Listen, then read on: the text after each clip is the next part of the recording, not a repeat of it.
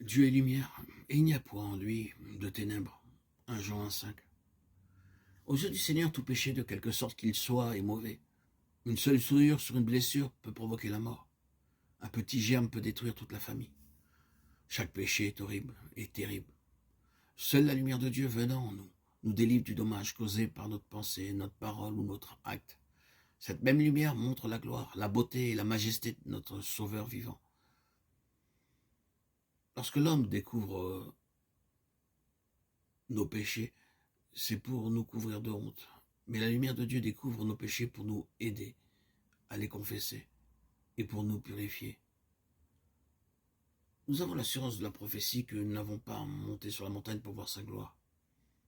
Où que nous soyons, nous pouvons voir sa gloire et sa beauté. Ceci n'est possible que lorsque la lumière divine vient en nous et que nous recevons dans notre esprit la parole de Dieu. Si vous désirez recevoir la lumière de Dieu, tout d'abord croyez de tout votre cœur que la Bible est la véritable parole de Dieu, et ceci de la Genèse à l'Apocalypse. Bien que souvent nous ne comprenions pas ce que nous lisons, elle demeure la parole de Dieu. Elle ne peut pas changer, son interprétation n'est pas particulière de saint homme de Dieu par l'air mu par le Saint-Esprit. Écoutez et lisez la parole de Dieu avec respect, révérence et foi. Progressez pas à pas en disant « Seigneur, parle-moi par ta parole ». Et c'est ainsi que vous apprendrez à entendre la voix de Dieu. Conduis-moi dans ta vérité et instruis-moi. Psaume 25, 5. À ma première lecture de la Bible, je fus convaincu que c'était la parole de Dieu. Puis je dis « Seigneur, je respecte ce livre, c'est ta parole. Enseigne-moi et parle-moi par ces pages. Bien que je ne comprenne pas tout au début, Seigneur, je ne douterai jamais de ta parole. Prends ton temps et enseigne-moi la signification de ta parole. Que ce soit maintenant ou que cela prenne 1 an ou 2. Je ne te causerai pas de soucis. Je veux que tu me parles quotidiennement selon mon besoin. » Puis je vis la lumière de Dieu venant en moi, jour après jour, avec beaucoup plus d'intensité. Je vis d'une part ma corruption intérieure, mais d'autre part je vis sa grâce abondante pour me pardonner et me laver. Et combien il avait fait toute provision pour me venir en aide chaque jour dans mon besoin.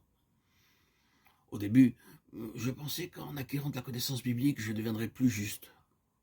Mais j'ai découvert que ce n'est ni par la connaissance, ni par les signes et les miracles que je pouvais devenir juste.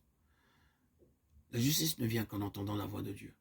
Avant de me coucher, je priais, Seigneur, dis-moi, est-ce que ma vie t'a plu aujourd'hui? Dis-moi si j'ai commis quelques erreurs ou si je t'ai offensé en pensée, en parole ou en acte.